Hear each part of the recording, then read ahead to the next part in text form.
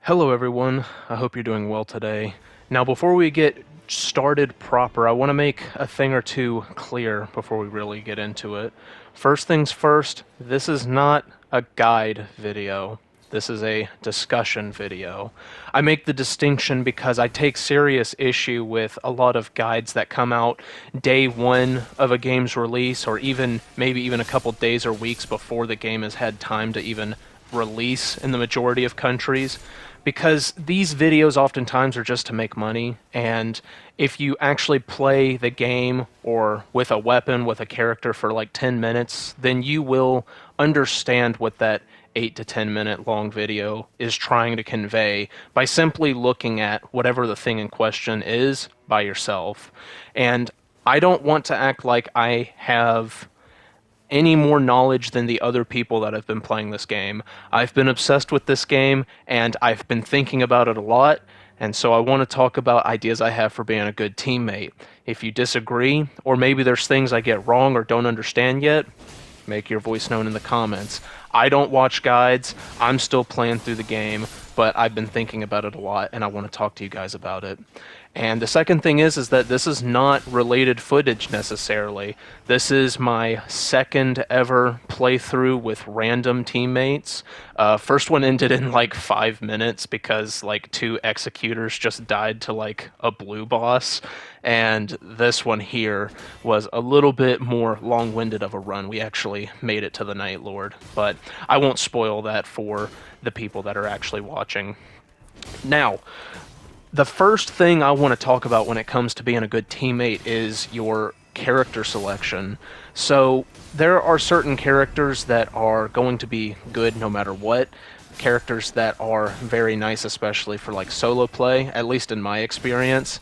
And also going back to what I said about not knowing anything for certain. Everything I'm gonna say, just assume that you could put "in my opinion" in front of everything, okay? This is not a solved game. For most people, this game hasn't even been out for a week as of the uploading of this video. So when I say something, assume that "in my opinion" or "in my experience" can be put at the front of it.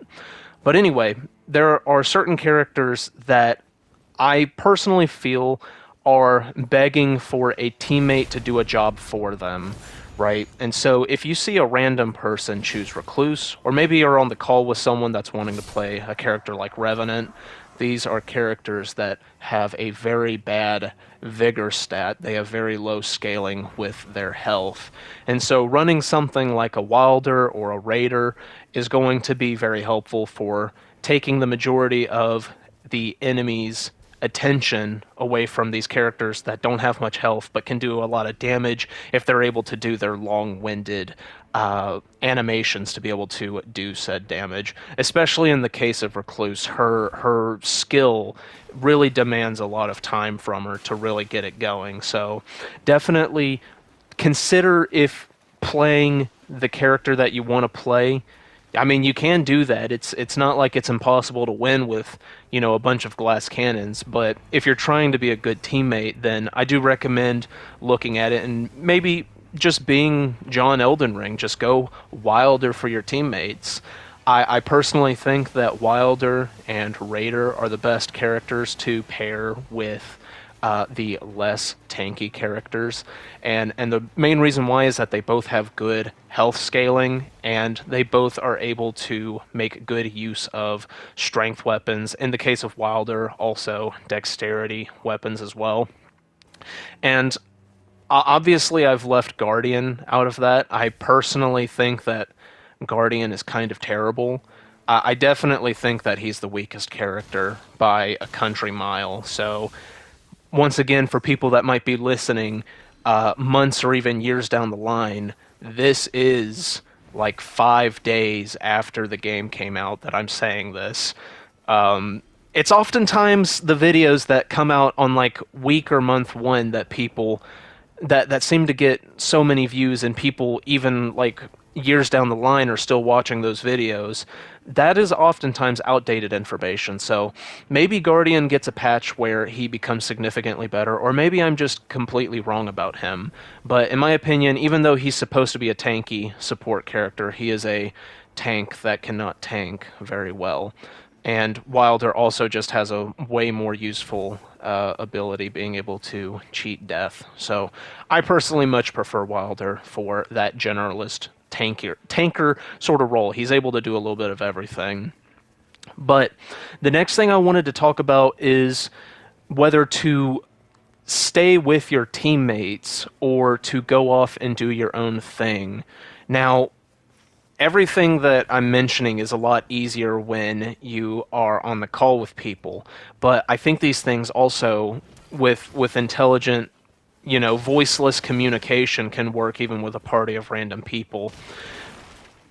Something that's extremely valuable, in my opinion, is being able to go talisman hunting for your team. Not every talisman that you're going to pick up is going to be useful for your character. Some are going to be contextual to the character as to who it's going to be most effective on. An example being something like the sorcery or incantation talismans that you can give to, say, the Recluse or the Revenant. Obviously, they're going to have the best scaling with those magic stats, right? Or even maybe Duchess if you have a Duchess that's running sorceries. But that's not a job that everyone needs to go and do, right? The scarabs, they're kind of in weird places on the map. They tend to be out of the way of all the places where people are going to be getting runes and stuff like that. And really all you need to do is go off and kill like 2 teardrop scarabs that are kind of out of the way of where your team is really wanting to go. And right here in this footage, I'm not doing that. I'm off on my own, but I'm not getting talismans for my teammates. Like I said, this was literally day one. I was definitely John Elden Ringing it up. So once again, take this, take the footage you see with a grain of salt. I'm not doing on screen what I'm saying right now. But yeah, and another really useful one to think about is it's also based on how your teammates are playing their class. Maybe the role they play on the team isn't so much tied to the literal character that they've chosen, but instead how they've chosen to utilize them. So, for example, incantation, sorcery up talismans. Obviously, there are 2 or 3 characters that would really want those, or say the Radagon icon, a character like Recluse is going to want that very badly. But something like the Poise talisman, the Bullgoat talisman, well, that should probably just go to the person who's going to be tanking the most. And that's quite a few characters that could use some extra poise, whether it be Wilder, Guardian, etc. Another contextual one is something like the Millicent's Prosthesis. Ones that are like continuous attack bonus, or say like the Axe Talisman, which increases the power of fully charged heavy attacks. That's more contextual to the weapon that your teammate has decided to run. If you're running with a Duchess who is R1 spamming for, those different relic effects, then maybe giving them the continuous effect talisman is going to be the best thing for them, and trying to drop that for them. Or maybe someone on your team is using the Starfist, and regardless of what weapon or what character class they're playing, it's going to be a good idea to give them the Axe Talisman if you get it. Or say something like the Dagger Talisman. Pretty much whoever it is that takes the most backstabs and posture breaks, whoever it is that seems to be the person doing that the most, give the Dagger Talisman to them. And this also goes for weapons as well. It can be because of a collection of terrible boss drops you've gotten, or it could be because of the side effects of weapons, their little randomized substat that they can have. So, for example, here recently, we all killed a purple boss, and literally nothing that I got was useful on Duchess, who's the character I'm playing the most right now. But I did get a pretty good bow for the Iron Eye on the team. And What's funny is that even though it would have been great for Iron Eye to be using this, the other person who was also playing Duchess stole the bow, and so my attempt was in vain to give it to the character who would enjoy it the most. Quite sad indeed. But yeah, sometimes the best thing you can do is give a weapon to your teammate, and also keeping in mind, like, especially when you have spare slots on your character to still fill up with more weapons or shields, whatever not, pay attention to what the substat is, because oftentimes one that isn't effective for you and what you're using might be helpful to one of your teammates, such as, you know, like a flail that is sorcery damage up, giving that to whoever the sorcerer is, stuff like that, or damage negation at full HP. You know, whoever you think or you can tell by watching how they play is going to be able to make the most use out of that, making sure that they're the one who gets the most complementary talisman or weapons. The next idea that I've had is related to items. So items are actually really, really nice in this game, but that doesn't mean that every item is valuable equally across all of the characters. So you're going to have something like the Starlight Shard, which you might initially think to give to the Recluse or whatnot, but for a character like Recluse, her entire kit is built around being able to get back FP, your mana, very easily. It's built into her skill and her art. So she doesn't really need Starlight Shards, whereas pretty much any other character that's looking to use their FP based on whatever sorceries or weapons they're using, that's actually going to end up being very helpful. Another one that I've thought about is, whereas I was saying that it can be a good idea to go off on your own and get weapons and talismans for your teammates, it's a much better idea to clear caves together. So when it comes to getting smithing stones for upgrading gray and blue weapons, those are going to be easily the most common in caves. I want to say that that's the only way to get purple smithing stones, but I'm not going to rule out that I just haven't seen some rare drop somewhere else in the world. But if you kill a boss down in a cave, I've never seen it not have the option of a purple smithing stone.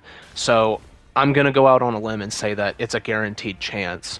But the reason that you don't want to clear something like that on your lonesome is, one, your teammates probably could use their own smithing stones because everyone has their own boss drop, but also you could also give multiple purple stones to one teammate. There's obviously going to be times when a person finds a purple weapon from, say, a boss drop that you're not going to really be upgrading, and that's the weapon that you're going to want to end up using. Say you get Moonveil and you've just been kind of hanging on to your smithing stones, and you have a teammate that hasn't been so fortunate with their drops, then it's a really good idea to help them. I'm looking out my window right now, and my fat cat is walking through the backyard like she did something. Sorry, sometimes you just gotta respect nature and watch your fat cat through the window. Sorry, anyway. Yeah, so sometimes you're going to get a purple or a gold weapon that is going to work best for your build or your role on the team, and your teammates haven't been as fortunate with their drops.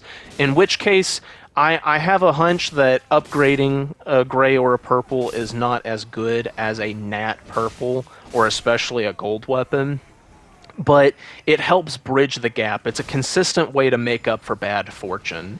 And so I had a run where both of my teammates gave me their purple, and you know, maybe they were just getting rid of it, but I'd like to think that they took notice to the fact that I got absolutely terrible drops that run.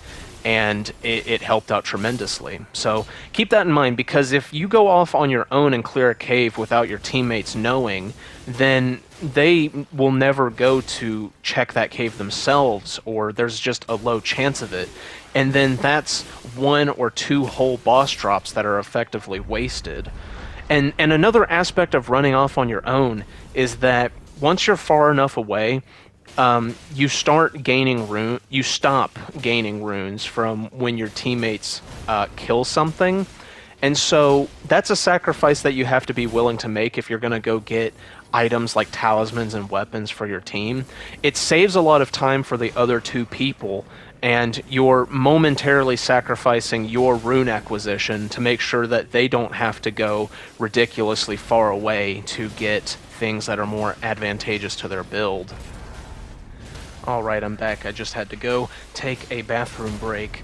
Now, the next thing that I wanted to talk about is going to be relics. Now, I've not seen all of the relics in the game. I've, once again, not been watching guides on this game, because it's personally important to me for the enjoyment of the game, right?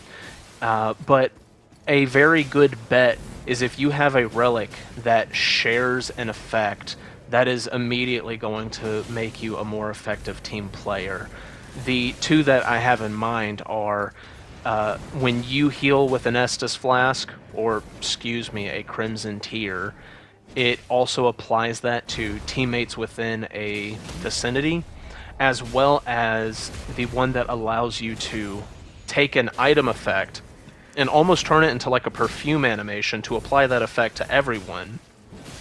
The relic that combines both of these, and as far as I've seen right now, of all the ones I've seen, is just straight up the best relic in the game, is the one that's given to you for beating the Augur, which is the one that's underwater, the jellyfish one. It not only all 3 effects are amazing. It's raises your health, useful, makes it to where your heals affect everyone, useful, and also item effects that not every single item, like you're not going to share throwing a pot, but like self buffs, we're inventing words out here, aren't we? Self buffs such as exalted flesh raising physical damage, or something like the boiled crab raising defense, that the relic alters into being a team buff, and that is something that I always keep on my Wilder and my Duchess when I am playing with random teammates. I don't know if those effects stack with other people that have the same effects. Maybe someone in the comments can let me know if it does or does not. But especially if you're going to play with randoms, it's a very safe bet to have that on your character, especially if they're able to have red relics on them. I've only seen the majority of those effects on red relics, so maybe that's something unique to that specific color, but either how, running those effects are very helpful in a team situation. Another really helpful one is going to be boosting rune acquisition. This is very helpful for you and your teammates. It is a relic effect, and also if you have the ability to give item effects to your teammates, you can use gold and silver foul feet and give those effects to everyone else as well. So if you're running with that that relic, then that is something very, very useful when you're clearing a camp or a boss or something like that, because more runes is more gooder, okay? Put it on a t-shirt. The next big thing that I've thought about quite a lot recently is picking up teammates. Picking up teammates, it can be a bit complicated in terms of when you should go for it, because out of all the matches that I've had with people, essentially when a teammate goes down, whoever's left, they're immediately trying to get the person back up. And, you know, that makes sense. It's easier to keep someone alive than try to play with a souped-up boss by yourself. But I think whether or not you should pick a teammate up is very contextual. And I'm talking about specifically picking up your teammate in a boss fight or the end of the day 1 and day 2 when you don't revive if you all die. So the thing about it is that if there's only one bar, they've only been downed one time, it's very easy to pick a teammate back up when it's their first time going down. And honestly, it's not too bad if they have 2 bars, but if a teammate has gotten knocked down 3 times, or both of your teammates have been knocked down 3 times, it takes so much time to get them off the ground.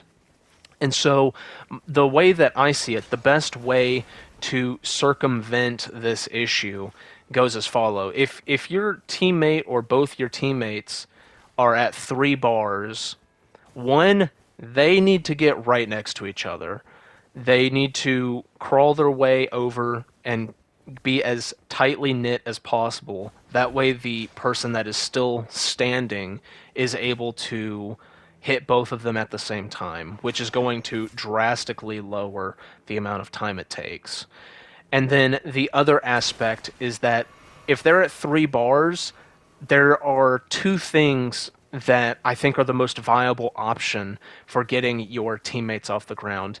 If you have an ultimate that is effective at getting teammates back up, such as Guardian's ultimate, Wilder's ultimate, or say going invisible with Duchess to be able to attack teammates while the boss can't see you or the enemies can't see you. Not saying those are all of the good ones, but just some examples I'm familiar with. Then that's a very good use of your ultimate. Have your teammates get right next to each other, lure the boss to where your teammates are, because the boss will be able to get hit by the damage as well, meaning that you're technically knocking out 3 birds with 1 stone in that instance. Or in the case of Duchess, you would not want that because her ultimate does not actually do damage. But making sure that you get as much value as possible from your ultimate, and that's once again another important reason it's important for both downed teammates to get right next to each other. And if I didn't make it clear already, this is specifically in my brain for if you're really in the thick of it, both of them have max 3 bars. Like, if you have the enemy's aggro, it is so hard to get your teammates off the ground if you don't have your burst. And if you don't have your burst, and you're in this situation where everything's down to you, you're the last person standing, your teammates both have 3 bars filled up, it's going to take forever to get them off the ground, don't pick them up. In my opinion, please let me know if you think I'm wrong. Don't get your teammates up.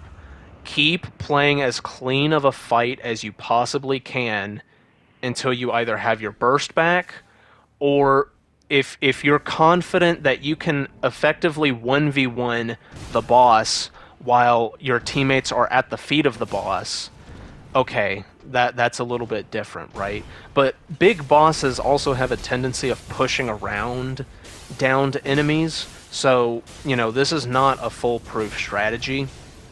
But something that I've seen in way too many failed runs is the last teammate trying to get 3 bar downed teammates up while the boss is still attacking them. And it's a valiant effort. I appreciate the heart. But I personally think the smartest way to go about it is, if you don't have your ultimate, you either need to fight the boss like normal with your teammates as close to the boss as possible, so you're kind of hitting them while you're also hitting the boss, as well as fishing for your ultimate. Because your ultimate is definitely the safest way to get your teammates up. Invincibility frames, for a lot of ultimates, high stagger, high damage, and also able to get someone off the ground immediately. So I definitely recommend becoming more comfortable with the bosses to the point that you're able to play tight, that you're able to play a clean 1v1 or just solo play, and fish for the right opportunity to be able to hit both your teammates at the same time. Now, this next point was kind of touched on with going hunting for good things for your teammate, partially, and that's the idea of time efficiency. And this kind of encompasses multiple topics that will mostly comprise the rest of the video. The the best ways to be time efficient is to not dilly-dally with things that are not important to you or your teammates. So something very obvious is that you need to get as many of the heals as possible. But something that I've seen a lot of people do is running for all three of the churches day one to be able to get the additional flask, and you eventually do want to get all of them, or as many as you can. I'm not denying that, but they do spawn semi-randomly around the map, and sometimes you get them all super close together, and getting them all in one fell swoop takes only like a third of the first day. But oftentimes that's not the case, and they will spawn on just the complete opposite end of the universe from one another. And in situations like that, it's much better to choose the closest one, pin it on the map for your teammates if you're not communicating, or maybe even if you are, it's helpful to see it on the map, but or on the compass, I mean to say. But on the way to whatever the second one or the third one's going to be, go ahead and clear out easy trash areas before it, and that are generally speaking on the way, or even if you have like a stone sword key for an Everjail, because Everjail bosses, I think, have a guaranteed chance of one of their boss drops being either 10 or 20,000 runes. I've never had an Everjail boss not do that. And Everjails, generally speaking, are very easy enemies. The hardest I've ever seen is a Godskin Apostle. Personally, I dipped the instant I saw the Godskin Apostle. I did not want to deal with it. But other than that, I've not seen any that are that difficult, especially with teammates. And that's a great way to get some quick rune acquisition. Running by trash camps on your way from one church to the next is a great way of getting more runes for spending on levels and stuff like that. It's a very efficient way to get your levels up. And another important thing is when the storm starts closing in, it's important to not be so terrified of the storm. Obviously, it kills you very quickly, and if you're horrifically out of position, then that's really bad. But if you take the time to go pick up stuff for your teammates that are really far out of the way, like on the corners of the map, then it's very likely that you will not be put in that situation if you're needing something all the way out there. Or say this, for example, the person that goes to go talisman hunting or weapon effect hunting, whatever it might be, consider this. If you're the person who's going to play something like Iron Eye, Recluse, characters that under optimal conditions are the people on the back line not getting hit much, then those are, in my opinion, prime candidates to go and do those things where you're not actually going to get the extra heals as quickly as possible. Because these characters, unless your teammates are not doing their job in taking aggro off of you, then you should not be getting hit as much, and so you can afford to run, maybe only get like one tier the first day, or maybe even none at all, based on the situation, to be able to go and get good equipment for your team. And sure, you're not going to be getting the runes from your team, but those starting runes are really easy to make up for later, because the first like 3 level ups cost borderline nothing, and trash mobs are super lenient with how many runes they give.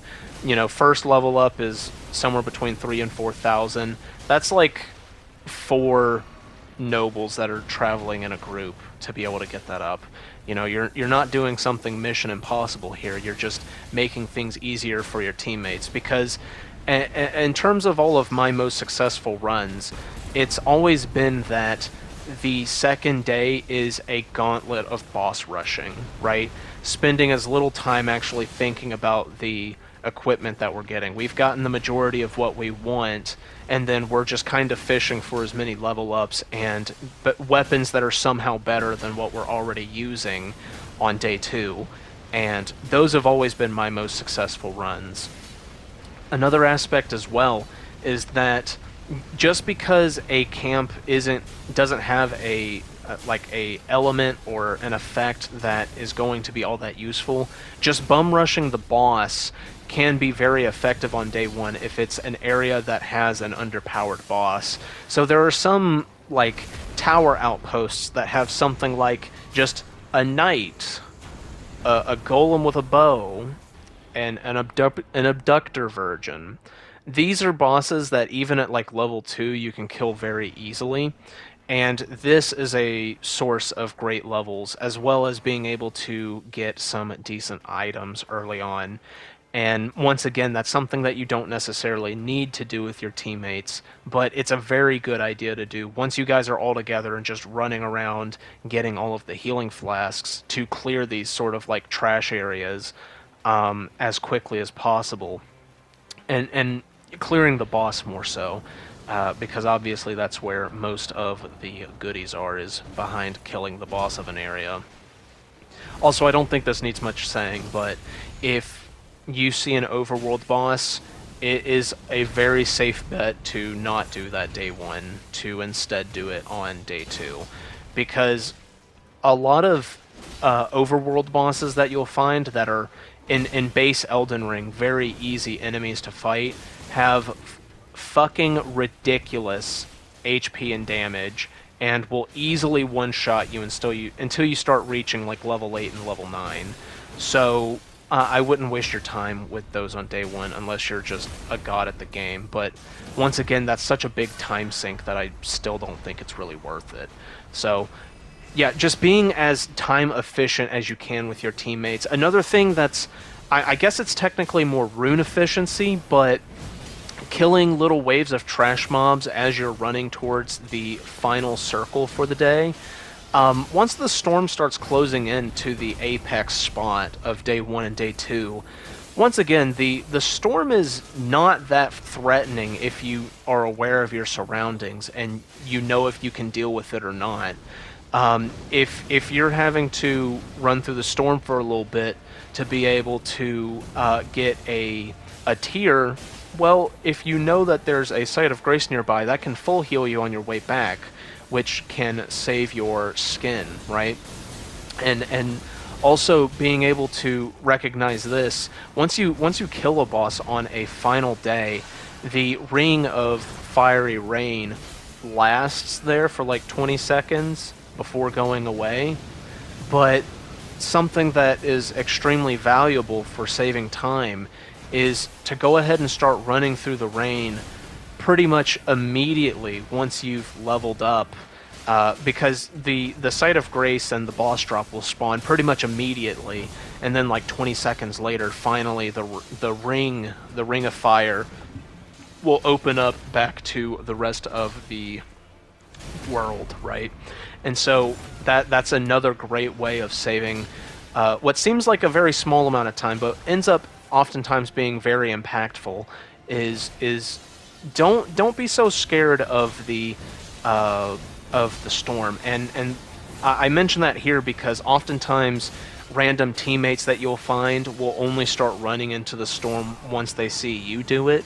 Like placing a pin on somewhere you know you guys need to go on the end of day 1 and then into day 2, just placing a pin where you gotta go and just running into the fire, it will help all of you save so much more time if you decide to do that. So I personally think that's way more valuable than is perhaps given credit to go ahead and go into the flames, if you will. Alright, and the last little bit that I want to talk about is specifically for when you are the person playing Duchess. Like I've said, I've spent the majority of my time playing as Duchess, and there are some things that I have thought about that I think will help other Duchess players out as well, because despite it seeming like she's just And this, once again, is an example of what I personally think are very ill-informed or misleading guide videos. Videos that are like, oh yeah, put on these relics, spam R1 with a dagger with Duchess, and you'll be super OP number one character.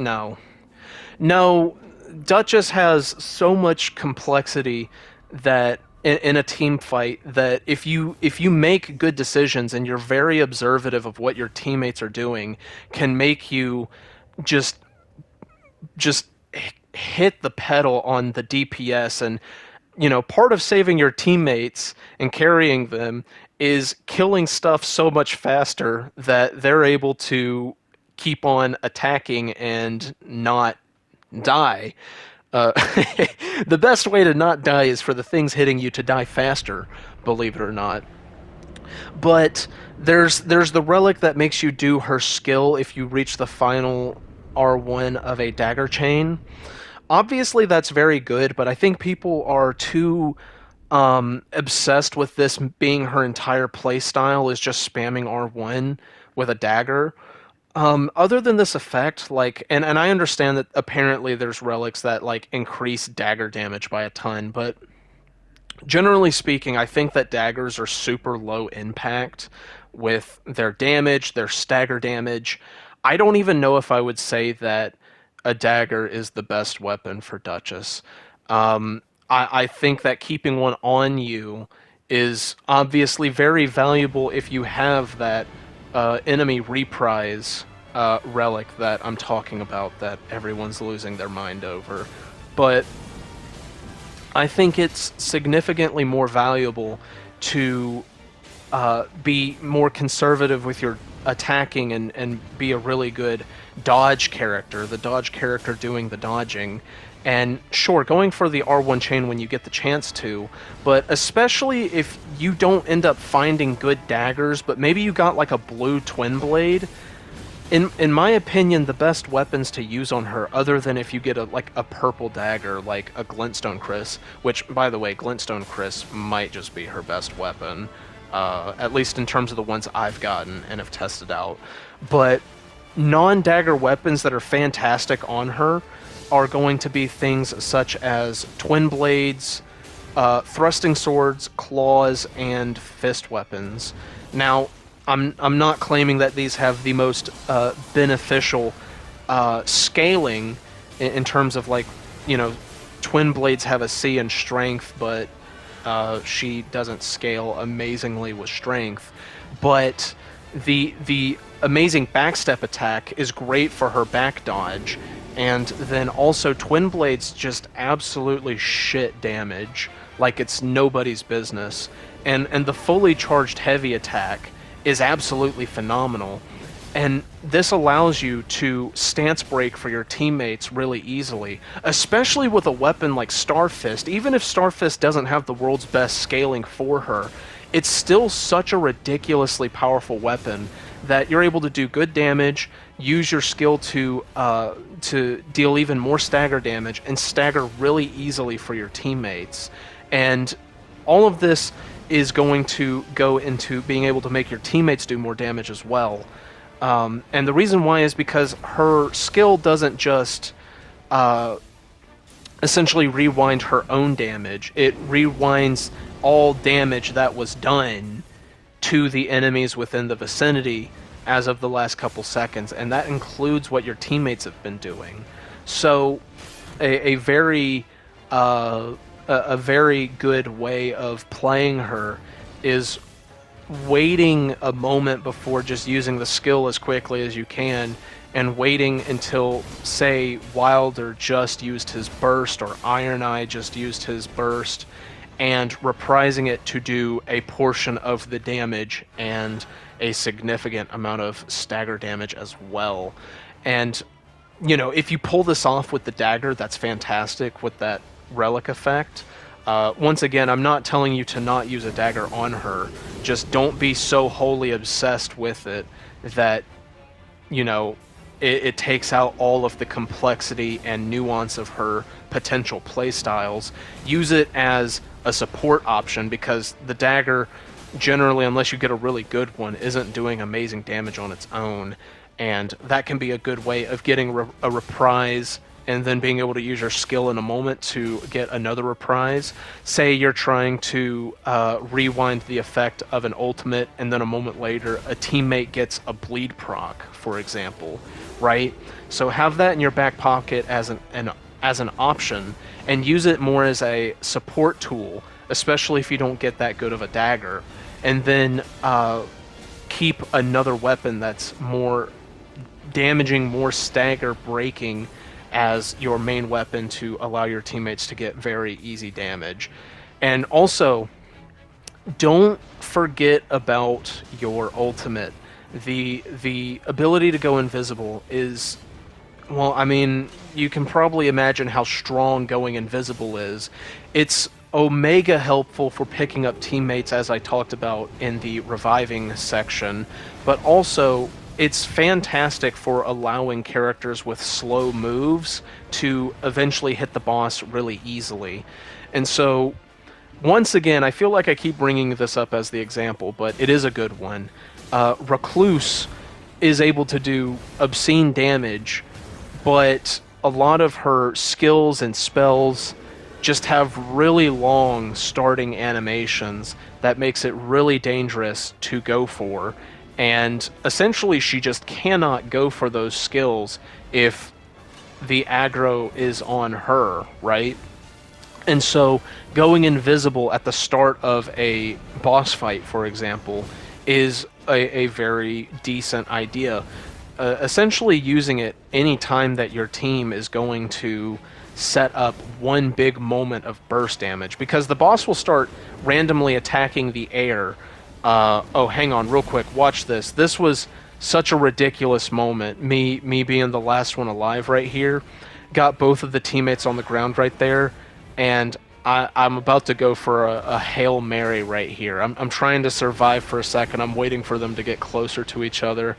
This is kind of the first time I experimented with this idea right here that I was talking about with reviving teammates. But yeah, anyway, just helping out your team that's not able to go for quick attacks and get out of there very easily. It's very valuable for characters like that.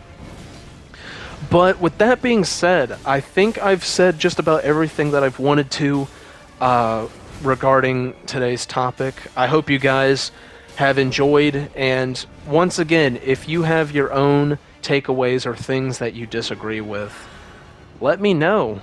Put it in the comments, make your voice heard, because once again, this is not a solved game by any stretch of the imagination.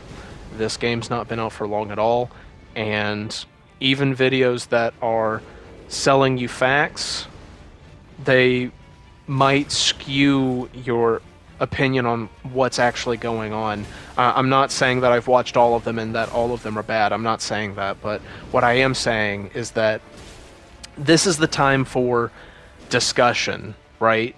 And so I don't want to lay anything out as though it's a cold, hard truth. These are just ideas that I've had, and I think that they can add value to people. But with that being said, I'm just going to comment over the last bit of this fight right here. So, unfortunately, he goes down right there once again. I don't know why he was so squishy. I don't know if he was just getting hit by everything, or if he had lost levels through dying somehow, but he was just dying crazy fast. And once again, we're the last one alive.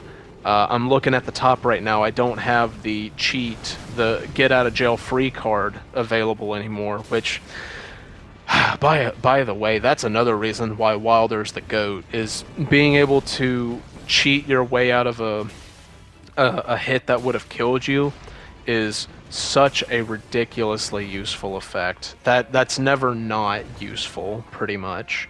I'm trying to work up to the ultimate right here to bait it out again. And it'll be interesting to see what's going on. See, like, attacking with the dog with the teammates right nearby, but not over-committing to it. If it works out, that's great. If it doesn't, it doesn't. I think I don't realize that I have my ultimate right here, or do I? It's kind of hard to tell. Oh no. You can tell that this was day one. It looks like I've not made the smart decision, and that they're still down, unfortunately. Maybe I was just a little bit too locked in and didn't even notice. But yeah, with that being said, I think that's pretty much everything.